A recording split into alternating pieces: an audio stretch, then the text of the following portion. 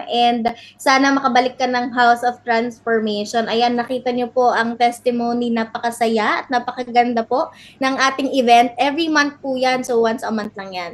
Ayan, Yes, sige, last three na lang siguro. Rupert, si Don, and si Jerome. If you have your sharings na rin, pwede niyo yan i-chat. Babasahin din namin yan. Don't worry. Okay, let's now call, syempre, ang ating avid attendee, si Boss Rupert. thank you po.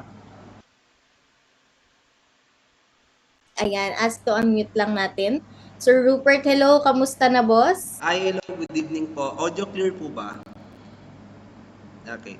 So, yung sa akin naman po actually, marami akong mga learnings kay Boss RDR, pero ang hindi ko talaga malilimutan is, actually hanggang ngayon ginagamit ko siya almost every day, is yung with regards sa values, na kailangan mag-focus tayo primarily sa values, not on the monetization or primarily the profit, kasi doon magsisimula ang lahat.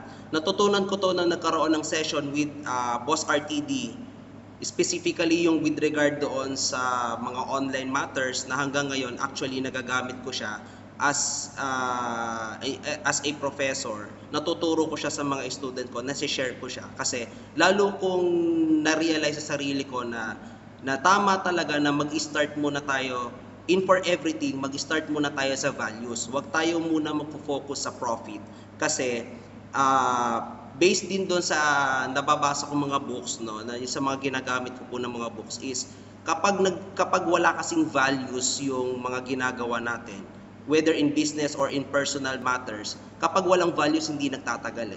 Tendency is talaga, lalo sa business, malulugi ka.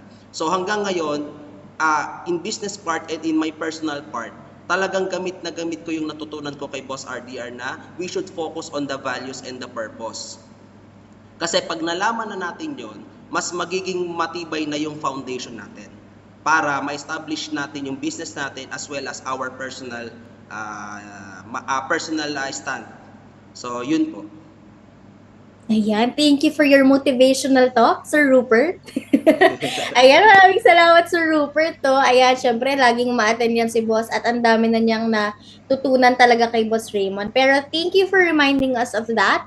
Yes, talagang hindi yan kinakalimutan na ibigay or hindi yan nakakalimutan na ituro ni Boss Raymond. You should always give value first in order for people to learn something from you before you gain the profit. And you should always not be after the money or the income, but you should always start giving value or solving problems for people. So thank you so much, Sir Rupert, that you're also applying it as a professor right now. So thank you so much that you're also sharing it to others. Maraming salamat, Sir Rupert.